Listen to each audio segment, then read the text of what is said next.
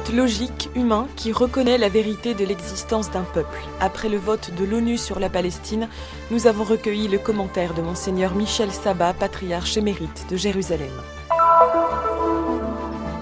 Bethléem commence à se préparer pour le 25 décembre. Comme chaque année, l'Avent a démarré avec les traditionnels marchés de Noël.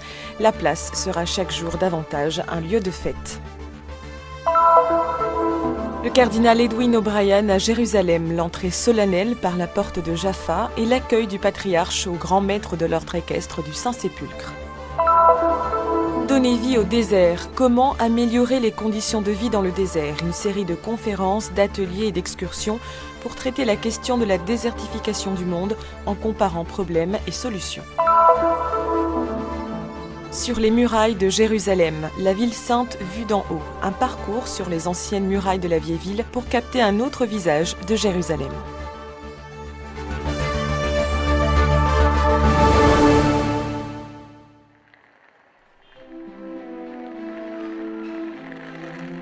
La Palestine est en fête après le vote aux Nations Unies du 29 novembre dernier et sa reconnaissance comme État observateur avec le soutien d'une large majorité des États membres. Alors que Bethléem se prépare à Noël, le moment de l'année le plus important pour la ville palestinienne, de plus en plus de drapeaux flottent dans les rues, sur les places et sur les balcons.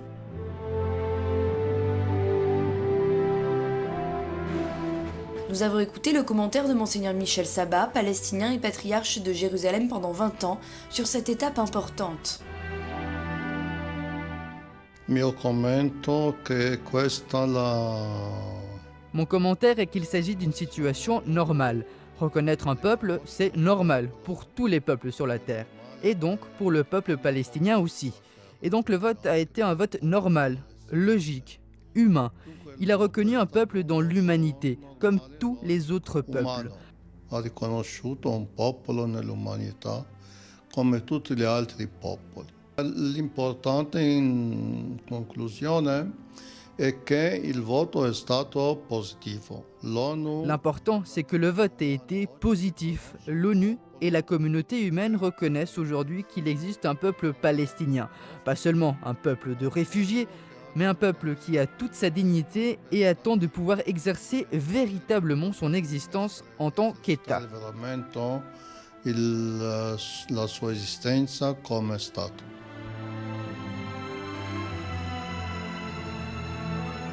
La décision de l'Assemblée générale a été accueillie favorablement par le Saint-Siège qui, dans un communiqué, a évoqué les mots du Saint-Père à l'occasion de son départ de Terre Sainte en 2009.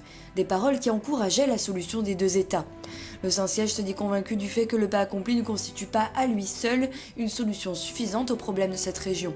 L'engagement de tous est nécessaire pour la construction de la paix dans le respect des aspirations légitimes des peuples israéliens et palestiniens. Et de ce dernier tout particulièrement dont font partie la plupart des chrétiens de cette terre. Il contributo dei cristiani è molto semplicemente il loro contributo. La contribution des chrétiens est tout simplement leur contribution en tant qu'êtres humains et citoyens. Sono coinvolti nella loro società, in tutto quello che accade in questa società. Adesso come cristiani Ils possono sont engagés dans leur société, dans tout ce qui se passe dans cette société. En tant que chrétiens, ils pourraient peut-être se montrer davantage témoins de la vérité des choses, de la vérité de la réalité, et ainsi donner un point de vue au monde entier. Car il s'agit d'une vérité et non pas d'une lutte politique, ni de calcul politique. Il s'agit d'une vérité humaine, un peuple qui réclame d'être reconnu comme tel. Né di calcoli politici, si tratta di una verità umana, un popolo che richiama di essere conosciuto come popolo.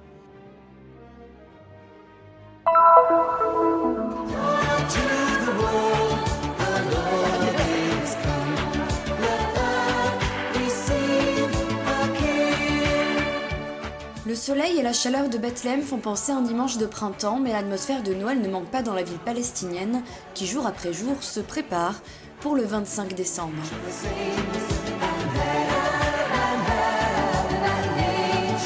Les marchés de Noël réunissent encore une fois cette année des commerçants et artisans venus de différentes parties du monde sur la place de la Mangeoire, à quelques pas de la basilique de la Nativité.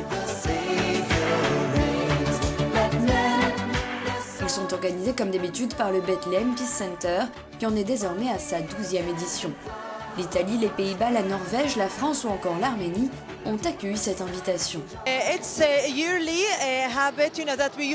C'est un rendez-vous annuel que nous avons l'habitude de proposer en collaboration avec la mairie de Bethléem.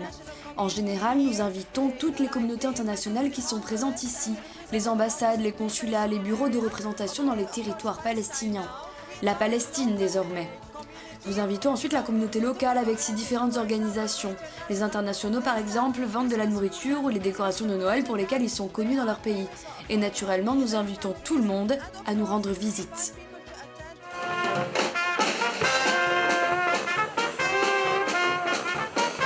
Il y a peut-être moins de touristes et de pèlerins, mais c'est tout de même une fête, surtout pour les très nombreux enfants et les chrétiens de Bethléem.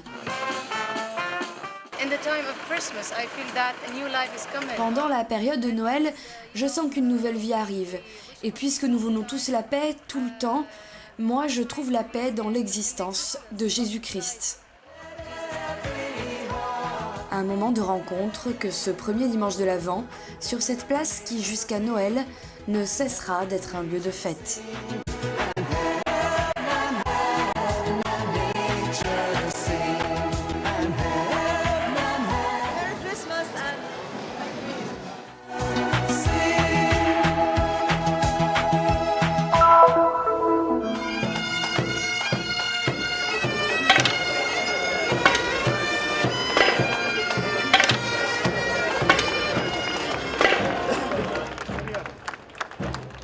Le cardinal Edwin O'Brien en visite à Jérusalem. Il est arrivé en Terre Sainte et est entré solennellement dans la vieille ville par la porte de Jaffa. Pour accueillir le grand maître de l'ordre équestre du Saint-Sépulcre, le patriarche de Jérusalem, Monseigneur Foitoual, était là, accompagné d'une importante délégation d'évêques. La visite du cardinal arrive à point nommé après qu'Edwin O'Brien a reçu, le 15 mars dernier, sa nouvelle charge par le pape Benoît XVI. L'ordre du Saint-Sépulcre est l'un des nombreux poumons qui permettent à l'église locale de respirer, et le cardinal O'Brien est venu en Terre Sainte pour confirmer cette intuition originale qui a donné naissance à l'institution.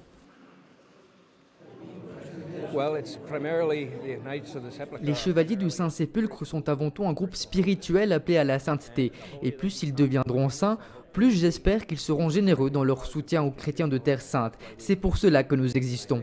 C'est un très grand groupe qui comporte quelques 38 000 membres dans le monde entier.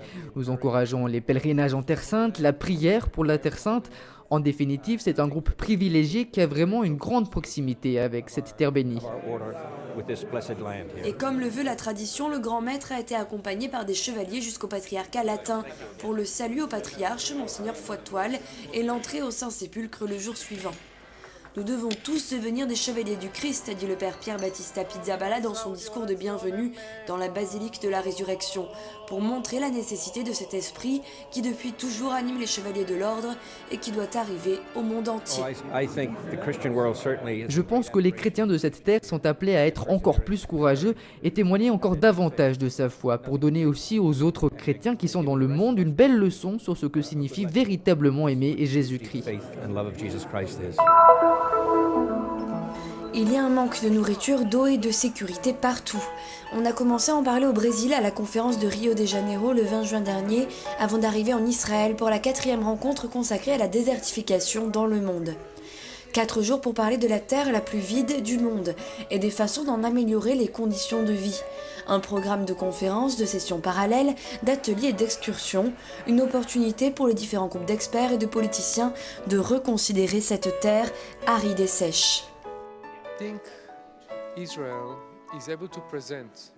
Israël est en mesure de présenter d'excellentes solutions, des approches et des concepts qui sont extrêmement nécessaires pour un développement convaincant. Le problème de la désertification est étroitement lié à la afforestation. Nous avons discuté sur comment mieux conserver l'eau, quelles stratégies et quelles technologies il convient d'adopter, et Israël sait très bien quoi faire. Selon plusieurs études, la plupart des gens qui vivent dans le désert font partie des personnes les plus vulnérables sur Terre. Pour cela, les études des dernières années s'occupent aussi bien de trouver une solution aux plaies qui affligent la Terre que de réévaluer la zone dans son ensemble.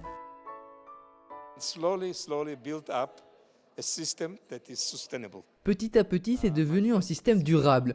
Le premier système était très peu durable. Celui que j'ai présenté aujourd'hui est finalement un projet durable et cette idée a été pensée avant tout pour les agriculteurs pauvres avec des petites fermes.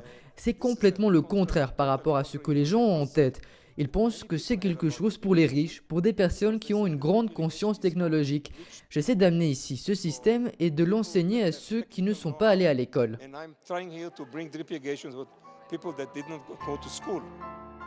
De nouveaux systèmes d'irrigation et de culture réalisés avec toutes les dernières connaissances technologiques et cependant accessibles à tous. Les efforts pour faire vivre le désert sont énormes et ils sont nombreux à se donner du mal. Nous trouvons le motif à cela dans les belles paroles d'Alon Tal. Une partie du désert restera désert. Ici, nous sommes en Israël, avec le désert qui a inspiré Moïse, Jésus et Mahomet. Nous savons qu'il y a aussi une partie du désert que les touristes aiment visiter pour ressentir de grandes émotions. Nous disons toujours, le désert est une femme sans maquillage.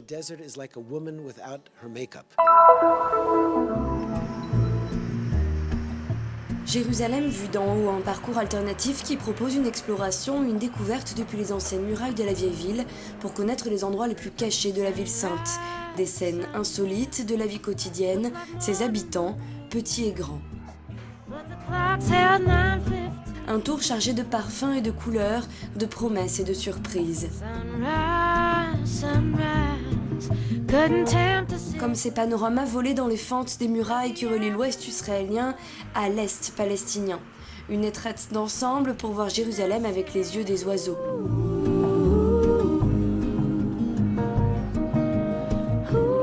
Lovely, it's lovely. Your heart is open. Ton cœur s'ouvre quand tu montes en hauteur pour observer depuis ce point de vue. D'ici, tu peux voler comme les oiseaux. Jerusalem, and from this point you are flying like a bird. Le tour des toits de Jérusalem est une opportunité pour les touristes et pèlerins qui désirent effectuer un parcours différent, découvrir les différentes strates de son histoire et de ceux qui l'ont vécu.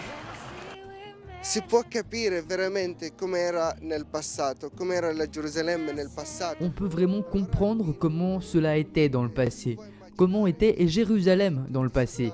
Ici, on peut imaginer tous les soldats romains qui étaient sur les murailles pour défendre Jérusalem. Subito che erano anche persiani per difendere Gerusalemme contro bizantini.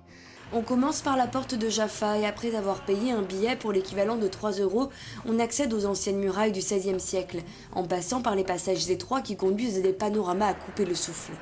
Et il vaut mieux réaliser ce tour avec un guide expert, comme Manuel.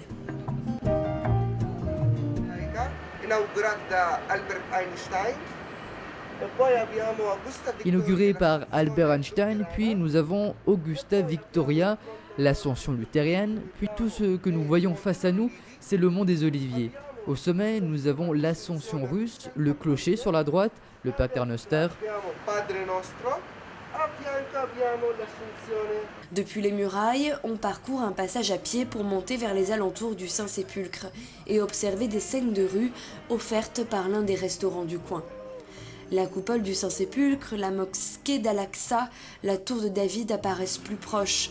Et au contraire, l'agitation du marché paraît plus lointaine. Les allers-retours des visiteurs fascinés en une journée de soleil, captés par la beauté sacrée et insaisissable de la ville sainte et de son histoire millénaire.